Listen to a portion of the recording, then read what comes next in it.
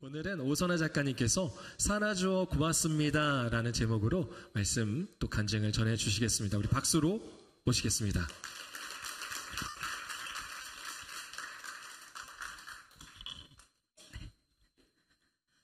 안녕하세요.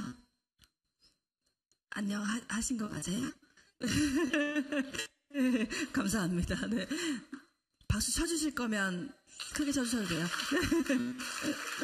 네, 반갑습니다. 날씨가 조금 이렇게 추적추적 비가 와서 여러분의 마음도 좀 가라앉진 않았는지 걱정이 되지만 조금 잘 뛰어보도록 하겠습니다. 네, 저는 작가이고의 청소년들을 만나는 사람입니다. 네, 근데 여러분들 청소년의 나이를 지나셨잖아요.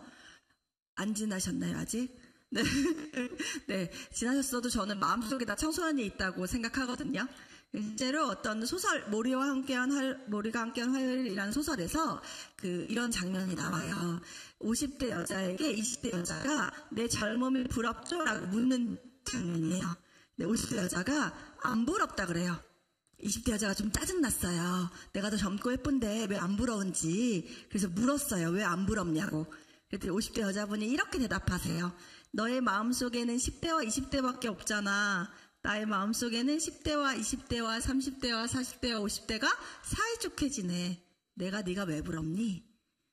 네, 우리 마음속에 10대가 없어지는 게 아니라 어르신들 보면 또 소녀 같으시죠. 네, 우리 마음속에 소녀와 소년이 살아있는 거고 그 청소년이 건강해야 지금의 우리 또한 건강한 마음을 가질 수 있거든요. 옛날의 상처들, 옛날의 아픔들이 그대로 남아있으면 지금 웃기가 힘들잖아요. 그래서 저는 청소년들을 만나러 왔으니까요. 여러분들이 청소년의 마음으로 10대를 꺼내서 들어주시면 감사할 것 같습니다. 네, 전 작가인데요. 작가로 강의를 가면 언제부터 작가가 되려고 꿈꿨는지를 많이 물으세요.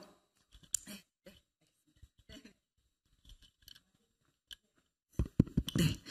언제부터 작가가 되려고 했는지를 많이 물으세요. 그러면 저는 초등학교 4학년으로 돌아가야 돼요. 초등학교 4학년, 지금부터 돌아가면 한 10년만 돌아가면 되겠죠. 앞에 섰으니까 그냥 그렇게 믿어주시는 걸로. 네. 10년 돌아가면 저는 되게 소심하고 되게 내성적이고 되게 그저 말을 못하는 그냥 학교만 출석하는 아이였어요. 그냥 투명인간 같은 아이. 그래서 학교에 한 번도 지각한 적이 없어요. 왜냐면 지각하면 선생님이 저를 부르세요. 그게 너무 싫어서 한 번도 지각한 적이 없어요. 그래서 앉아있으면 출석부를 부르시거든요. 근데 제가 오선화란 말이에요.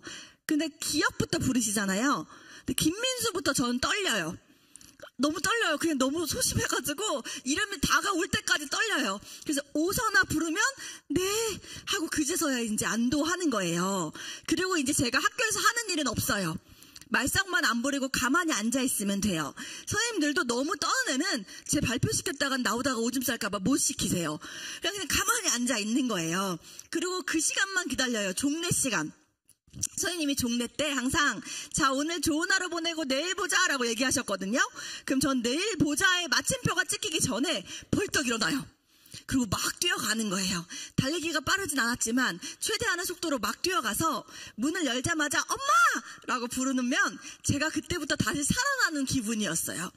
저는 엄마랑 보호자랑 아빠랑 보호자가 있었어요. 지금 아이들은 보호자의 종류가 되게 많아요.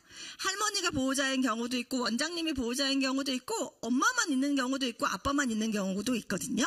그런데 이것을 정상과 비정상으로 나누는 게 아니라 그냥 다양하다고 보아주셔야 돼요. 왜냐하면 아이들이 스스로 선택한 문제는 아니거든요. 그 환경으로 인해서 아이들이 차별을 받지 않았으면 좋겠는 게 청소년을 만나는 제 마음이라서 저는 엄마랑 아빠랑 보호자가 있었는데요. 아버지는 보호자의 역할을 하나도 하지 않으시는 분이었어요. 저희 아버지도 종교가 있거든요. 근데 다른 신을 섬겼어요. 저는 하늘에 계신 주님을 섬기고요. 저희 아버지는 참으로 이슬다운 주님을 섬기시거든요. 이마트에 가면 있는 참이슬이라는 주님이 한자가 발음이 똑같은데 한문이 달라요. 우리 주님 무슨 주자 쓰는 줄 아세요? 주인 주자. 우리의 주인 되시는 주님이잖아요. 저희 아버지가 믿는 신은 술주자를 써요. 그래서 한자가 좀 다른 주님을 너무 많이 섬기셨어요. 저는 매번 성령에 취해 있기는 좀 힘들었는데 저희 아버지는 매번 취해 계셨어요. 예, 그래서 매일 집에 오시면 싼 접시들을 던져서 원반 던지기에서 우리를 맞추시는 것이 취미셨어요. 그러니까 저희 아버지는 일을 안 하셨어요. 매번 취해 계시는 것이 아버지의 일이었거든요. 그러면 보호자가 2명이니까 한 명은 뭐 돈을 벌어야 될 거 아니에요. 자식들과 먹고 살아야 될 거 아니에요. 그럼 우리 엄마는 일을 해야 되는데 저희 엄마는 일을 하기가 싫었대요. 그러니까 그냥 일을 하기가 싫은 게 아니라 꿈 때문이었어요. 저희 엄마는 꿈이 2개가 있었대요. 하나는 딸을 낳으면 공부를 많이 시키고 싶었대요. 왜냐면 본인은 딸이라고 공부 안 시켜주고 아버지가 공장에 나가서 빨리 돈 벌어와서 남동생하고 오빠 공부시키라 그러니까 자기는 공부를 너무 하고 싶으니까 자기는 딸을 낳으면 차별하지 않고 공부를 많이 시켜야지 라고 생각했는데 그 소원을 제가 못 이뤄드렸어요. 공부를 하기가 싫더라고요. 저 때문에 저희 엄마가 첫 번째 소원은 못 이뤘어요. 2번째 꿈은 뭐였냐면 자식들이 학교 갔다 오고 집에 일과를 마치고 오면 막 환영해주고 안아주고 이야기를 들어주고 싶으셨대요. 왜냐면 저희 엄마는 8남매 중에 첫째거든요. 그러니까 우리 엄마를 보면 할머니가 매번 뭘 시키는 말만 하고 따뜻한 말을 한 번도 안 해주셨대요. 그래서 저희 엄마는 자식을 낳으면 따뜻한 말도 해주고 이야기도 들어주고 해야지 그랬는데 남편이 이러니까 본인이 일을 해야 돼요. 근데 직장에 나가거나 일을 하면 늦게 들어오니까 자식들의 이야기를 들어줄 시간이 없잖아요. 학교 갔다 오는 자식을 맞이해 줄 수가 없잖아요. 그래서 고민을 하다가 우리 엄마가 내린 결론이 뭐였냐면 2번째 꿈을 지키고 싶어서요. 자식들이 잘 때 일하기로 결심해요. 밤에 일할 수 있는 일을 찾았더니 남대문 시장이라는 데에서 장사를 하면 새벽에 일을 하더래요. 그래서 저희 엄마가 남대문 시장에 포키 아동복이라는 상가에 딸을 떼놓고 일하게 된 게 너무 슬퍼서 딸 이름으로 가게 이름을 정했어요. 26호 가게에 선화라는 간판이 붙었고요. 저희 엄마는 밤 12시에 일어나서 준비하고 나가서 새벽 장사를 시작했어요. 다 마치고 오면 1시, 2시쯤이 돼요. 그러면은 저희 엄마는 막 이렇게 청소하고 빨래하고 뭐 좀 늦으면 3시쯤 돼도 막 이렇게 저희 준비하고 있으면 저희가 학교 갔다 와요. 그럼 엄마는 다 모든 걸 중단했어요. 하던 걸. 그리고 저희의 이야기를 들어주기 시작하는 거예요. 내성적인 아이라서 학교에서 아무하고도 얘기를 안 했는데요. 너무 그 얘기가 쌓여 있잖아요. 내성적인 아이도 수다의 양이 적은 건 아니에요. 말하는 사람의 숫자가 적은 거예요. 그래서 막 쌓여 있으니까 그 얘기를 누구한테는 풀어야 되잖아요. 그러니까 막 뛰어와서 엄마 부르면 엄마가 하던 일을 중단하고 저를 맞이해 주셨어요. 그럼 그때부터 쓸데없는 이야기, 하고 싶었던 이야기가 시작되는 거예요. 엄마 있잖아, 내 짝꿍이 얼굴이 네모난 애로 바뀌었다 그랬잖아. 근데 이번에 걔 안경이 네모나게 바뀌었거든. 그래서 네모가 새긴 거야 내 옆에. 뭐 이런 얘기를 하는 거예요. 그럼 엄마가 듣다가 웃다가 잠드셨어요. 그 수다의 시간이 저한테 가장 기쁜 시간이었고요. 그러니까 저는 종례만 끝나면 빨리 가야 돼요. 왜냐하면 늦게 가면 엄마가 자요. 빨리 가서 엄마한테 얘기해야 돼요. 근데 4학년 2학기 어느 날에 종례가 끝나서 제가 벌떡 일어났더니 선생님이 저와 눈을 맞추시면서 선아야 오늘부터는 좀 남아 그러시는 거예요. 여러분 남는 거 버리는 거 아세요? 그래서 저는 벌 받을 애는 아니에요. 투명 인간이잖아요. 근데 이런 애가요. 제가 왜 남아요? 라고 못 물어봐요. 무서워서. 남았더니 선생님이 이러셨어요. 선아야 오늘부터 너가 일기 쓸 거 없다고 쓰는 시 있잖아. 그 선생님이 그러셨거든요. 일기 쓸 내용이 없으면 일기 쓰는 숙제를 할 때 시를 쓰래요. 그래서 그냥 동시 쓴 거예요. 그냥 초등학교 때 썼던 시들, 국민학교 때 썼던 시들 비슷하시잖아요. 하늘에 떠있는 구름은 솜사탕 뜯어먹고 싶다 이런 거요. 그런 거 쓰는 거예요. 근데 그거를 매일 쓰고 집에 가래요. 근데 저한테 여러분 소재가 별로 없어요. 경험을 해봐야 쓰죠. 모형교회를 와봐야 모형교회에 대해 쓰죠. 그래서 저는 집 학교밖에 없잖아요. 집 뜯어먹고 학교에 교무실 뜯어먹고 선생님 책상 뜯어먹고 쓸 수 있는 소재가요. 하늘 뜯어먹고 쓸 소재가 2주 만에 바닥이 났어요. 근데 2주 동안 마음이 점점 슬퍼졌어요. 왜냐면 그걸 다 쓰고 집에 가면 엄마가 자요. 슬픔은 차오르기 시작했고요. 쓸 것도 없어서 눈물이 막 터질 쯤 선생님이 교무실에 갔다 오다가 들어오시면서 선아야 다 썼니? 라고 물으셨는데 울음이 터져버렸어요. 우리 특히 자매들은 울음 한번 쌓였다 터지면 등산하거든요. 올라갔다 내려와야 돼요. 그 등산을 올라갔다가 내려오니까 선생님이 물으시는 거예요. 왜 우냐고. 근데 여러분 말 못했다가도 억울함이 터지면 왜 막 쌓여있다가 여러분 막 쌓여있다가 터지면 엄마 왜 남동생만 그거 더 주는데 라고 말할 수 있었잖아요. 저도 막 쌓여있다가 터진 거예요. 선생님, 제가 이거 왜 하고 있어야 되는데요? 제가 뭘 잘못했어요? 라고 그랬어요. 선생님이 진짜 억울한 말씀을 하셨어요. 너 잘못한 거 없는데? 억울하죠? 저 왜 이러고 있었던 거예요? 그럼 제가 이거 왜 해야 되는데요? 선생님이 진짜 생뚱맞게 사과를 하셨어요. 선아야, 미안해. 나 너가 그렇게 생각하는지 몰랐어. 좀 사과 좀 받아줄래? 왜요? 아니, 선생님이 너무 잘못한 것 같아. 선생님과 너가 나이가 달라도 내가 어른이고 너가 학생이어도 우리의 인격은 동등한 거거든. 무슨 말이냐면 너라는 생명과 나라는 생명이 똑같이 소중한 거야. 그런데 내가 너한테 양해를 구하지도 않고 잘못한 줄 착각할 정도로 이렇게 일방적으로 너에게 실수는 걸 시켜서 너무너무 사과하고 싶어. 용서해 줄 수 있어? 그러는 거예요. 소중하다는 뜻이 뭔지 잘 몰랐어요. 초등학교 4학년이잖아요. 인격이라는 말도 몰랐어요. 그런데 뭔가 선생님이 저와 눈높이를 맞춰서 사랑한다고 말해주는 것 같은 거예요. 그래서 제 마음이 어딘가가 막 풀리는 느낌이었어요. 네, 그러면 제가 이거 왜 해야 되는데요? 선생님이 이렇게 말씀하셨어요. 너 글을 보니 글에 너무 재능이 보이는데 재능이라는 건 훈련하지 않으면 소용이 없는 거야. 스케이트를 잘 타는 사람도 스케이트를 타지 않으면 스케이트 잘 타는 사람으로 살 수 없는 것처럼 너가 글을 잘 쓰는 걸 매일매일 써서 이걸 조금 훈련시켜주고 싶었는데 집에 글 해주실 수 있는 분이 없는 것 같더라고. 아버지는 워낙 상황을 알고 엄마는 새벽 장사하느라 힘드시니까 그래서 선생님이 널 맡고 있는 동안만이라도 이걸 훈련시켜주고 싶었던 거야. 근데 선아야, 하기 싫으면 하지 않아도 돼. 인간은 대통령을 시켜준다고 해도 내가 싫으면 못하는 게 인간이야. 그러니까 하기 싫으면 하지 않아도 되지만 요거 하나는 알고 있어. 너 글을 엄청 잘 쓰는 아이야. 처음 들은 칭찬이었어요. 저희 아버지는 저를 선아라고 안 부르고 쓸데없는 기집애라고 부르셨거든요. 저는 쓸데없는 기집애라는 게 학습이 됐어요. 여러분, 부정적인 말을 많이 하시면 부정적인 말이 학습이 돼요. 얼마 전에 중1짜리 남자아이가요 저한테 그러는 거예요. 쌤, 저는요 하나님이 고장내서 태어나게 하셨어요.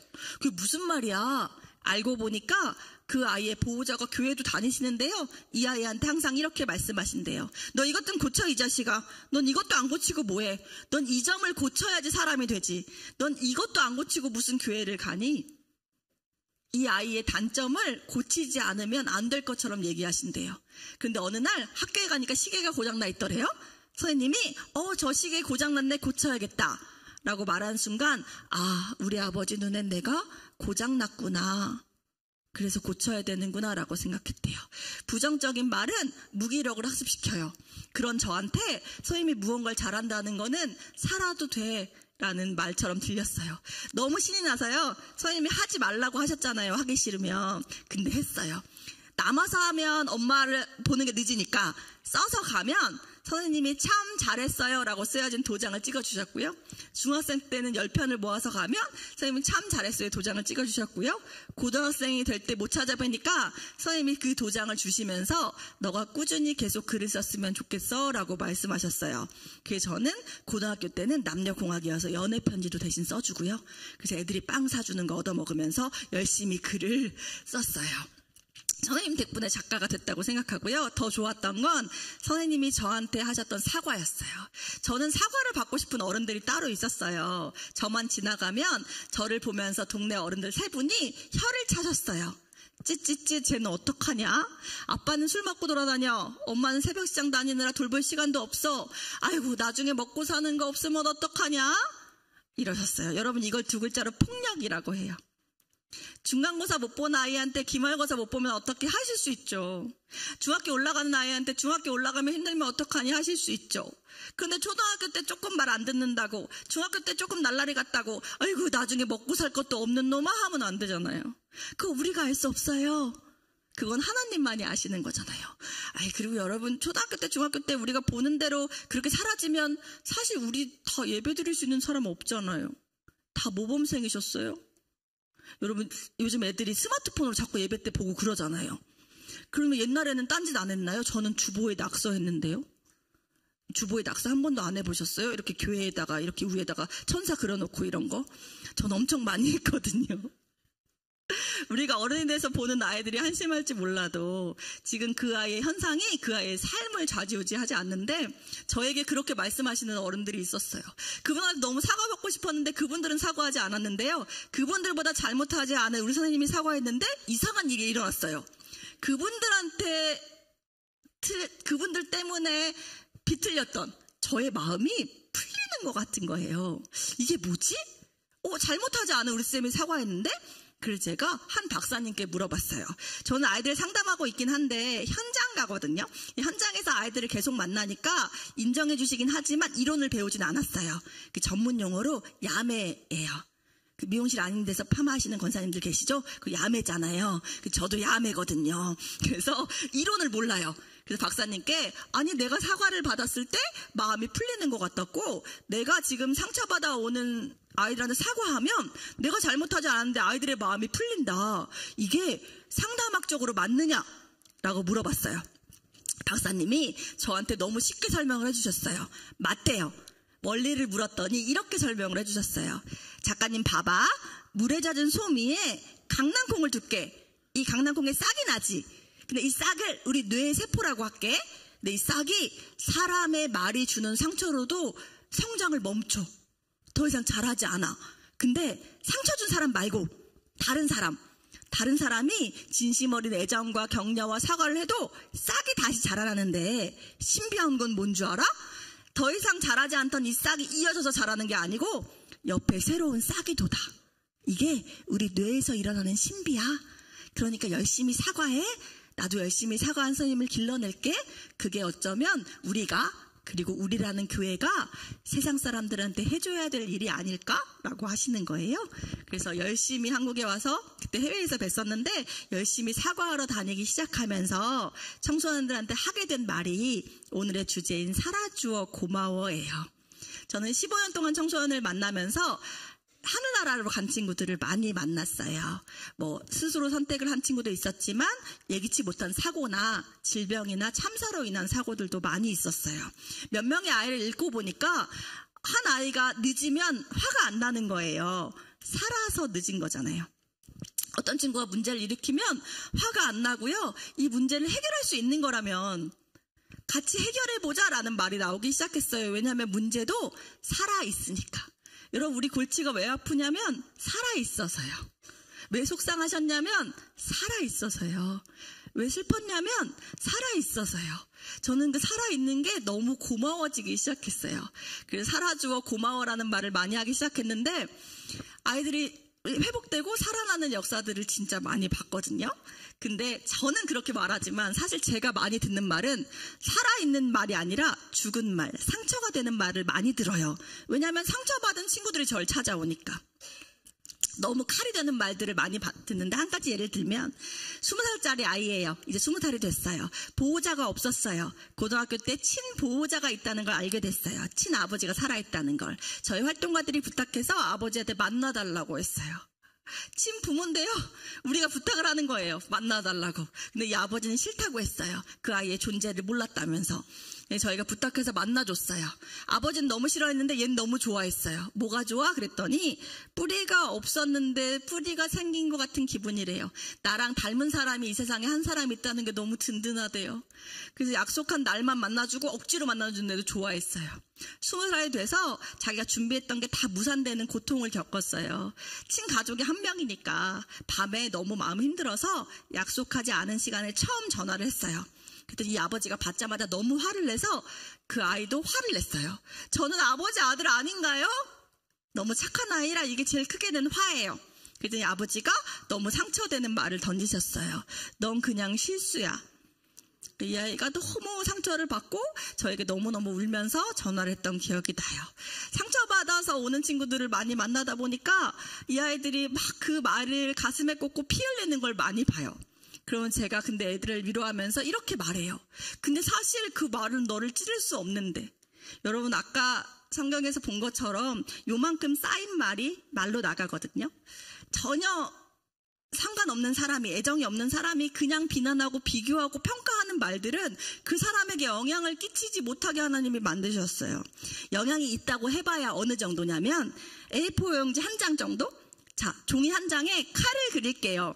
진짜 잘 그릴게요. 여러분이 보기에 진짜 칼처럼. 제가 이거를 여러분을 꽂으려고 던질게요. 그럼 이 칼이 여러분을 가슴을 꽂나요? 못 꽂죠. 종이 정도의 힘이잖아요. 못 꽂아요. 근데 이거를요, 누군가 던지면 우리는 그거를 주워서 내 가슴을 찌른다요? 아무런 힘이 없는 말인데 어떻게 소중한 우리를 그릇단 말이 꽂아요. 잘 알지도 못하면서 하는 말이잖아요. 나를 알면 어떻게 그렇게 말해요. 우리를 알면 어떻게 그렇게 말해요. 그런 말들은 우리를 꽂을 수 있는 힘이 없어요. 근데 가끔 우리 마음에 칼집이 있어요. 저는 누가 얼굴 크다 그러면 상처 안 받아요. 저 얼굴 작거든요. 근데 어깨 넓다 그러면 상처 받아요. 처음 대학교 들어갔을 때 어떤 선배가 어깨를 툭 치면서 너 수영했냐 그랬거든요. 그 선배랑 1년 동안 말 안 했잖아요. 전 제가 어깨 넓은 게 싫거든요.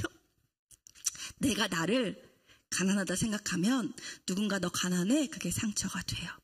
내가 나를 못생겼다 생각하면 너 못생겼어? 그게 상처가 돼요.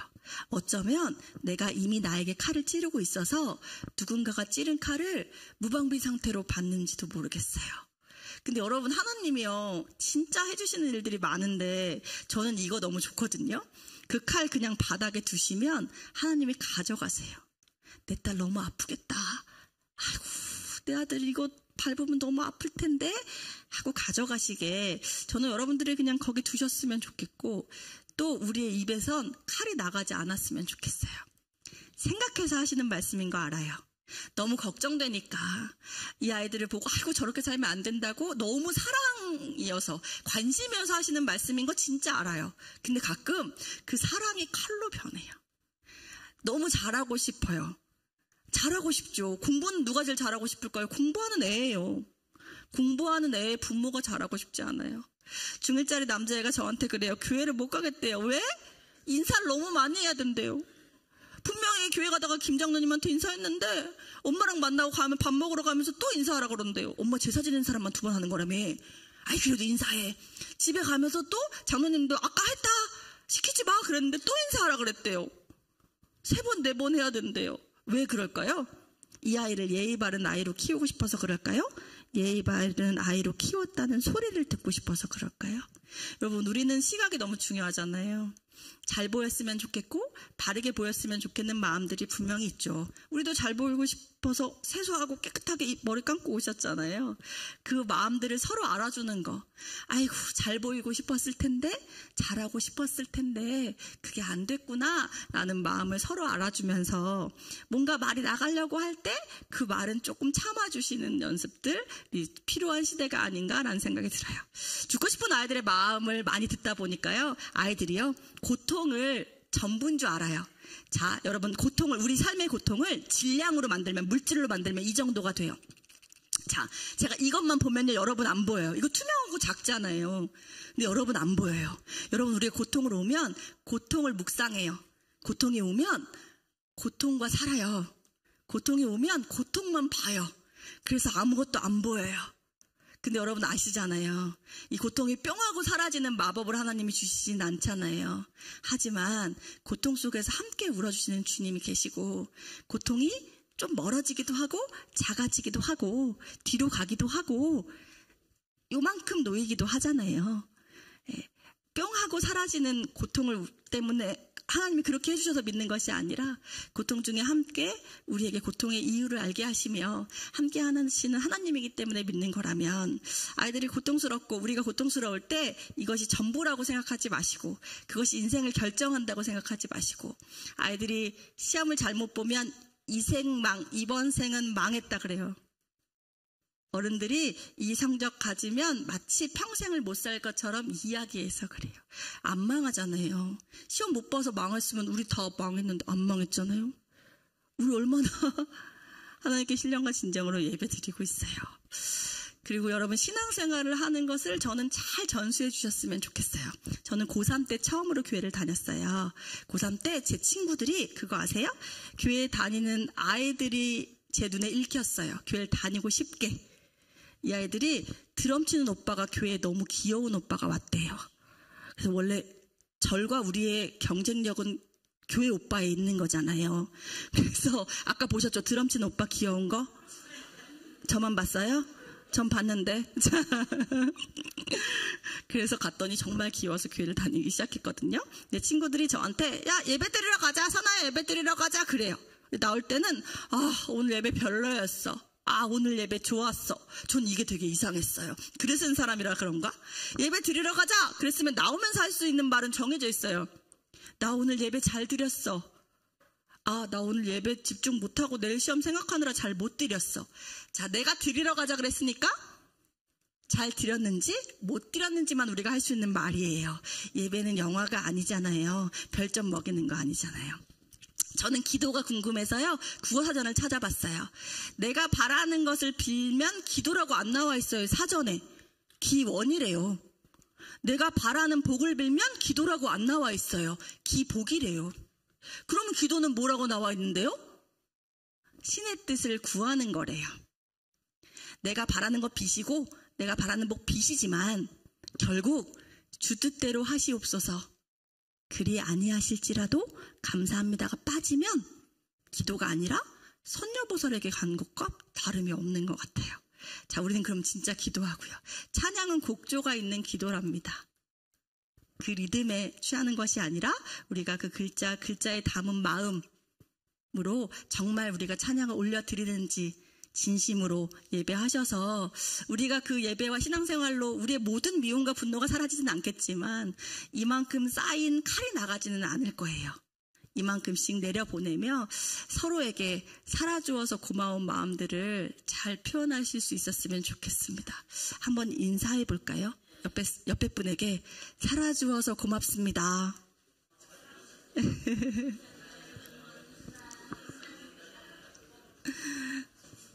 네, 오늘 살아주셔서 감사하고요. 제가 PPT 3장 보고 기도하고 마치도록 하겠습니다. 네, 제가 책을 쓰면 아이들이 책 중에서 좋은 말을 자꾸 저한테 보내요. 제가 만난 청소년들은 제가 작가라는 게 안 믿기나 봐요. 진짜 쌤이 썼어요. 막 이렇게 얘기를 하는데 요즘에 가장 많이 보내는 3가지 문장에 있어서 보여드리려고요.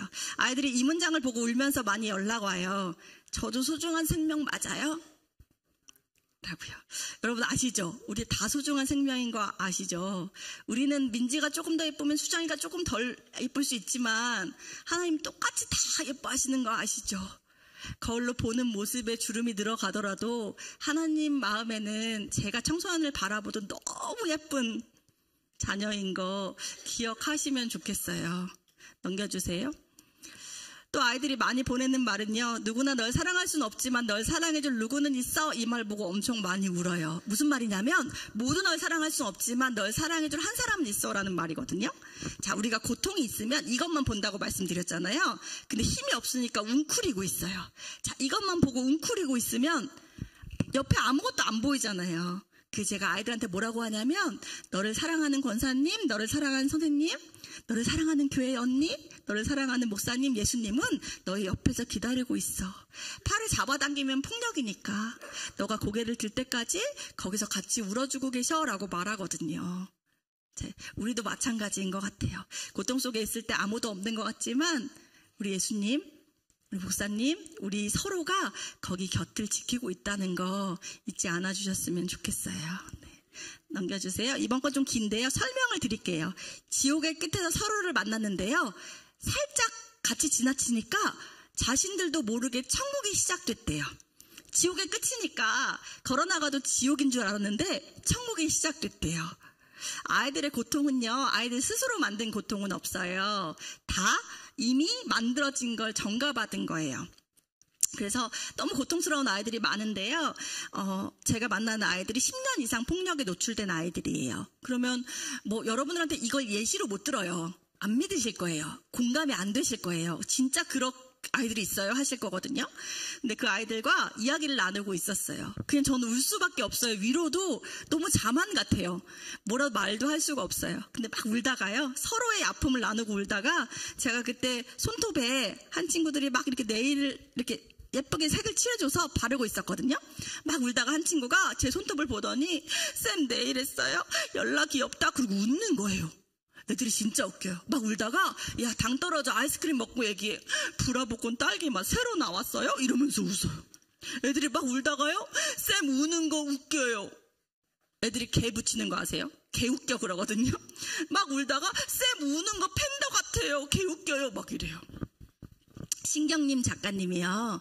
쓴 시 중에 이런 시가 있어요. 못난 것들은 서로 얼굴만 봐도 흥겹다고. 아까 제가 들어오는데 서로 보시면서 웃는 모습 되게 많이 봤거든요. 여러분, 못남의 총량이 비슷하대요. 나는 이 부분이 못났는데 저 사람은 저 부분이 못났을 뿐. 근데 이 부분은 괜찮으니까 내가 부러울 뿐. 서로 우리 인간에게 주어진 못남이라는 게 그렇게 별반 차이가 없대요. 어쩌면 더 죄인들끼리, 더 못난 사람들끼리 서로 정주고 사랑하고 하나님의 자녀인 게 완벽이 아니라 이 온전하지 않음을 온전함으로 보는 그 눈을 가지라고 우리를 먼저 주신 것이 아닌가를 전 아이들 보면서 깨달아요.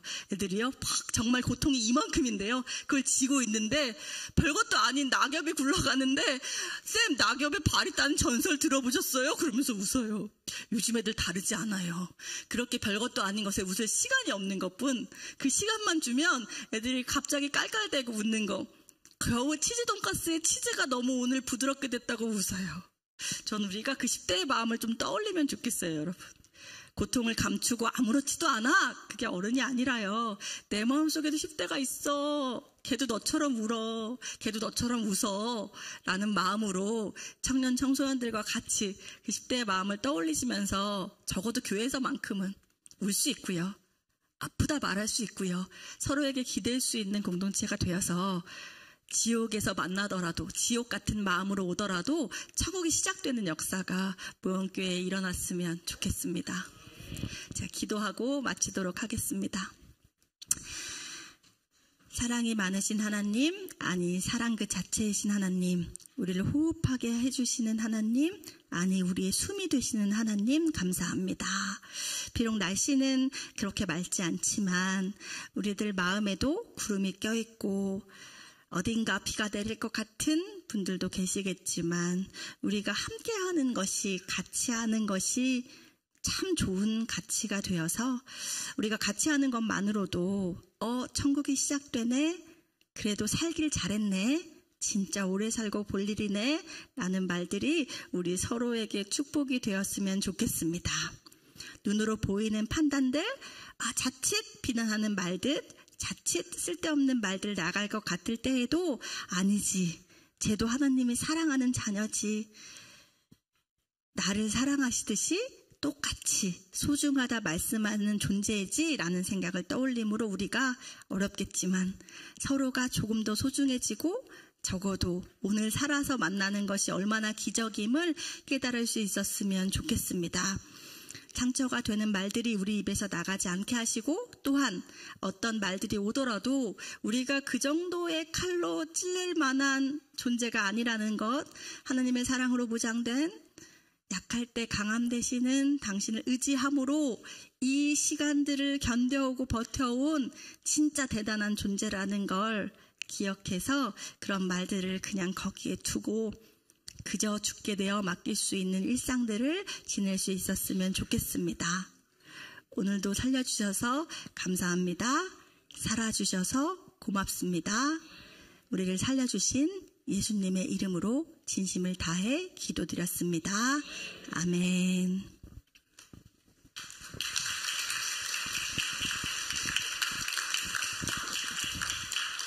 네, 귀한 시간 또 말씀 전해주신 오선호 작가님께 감사의 말씀 드립니다.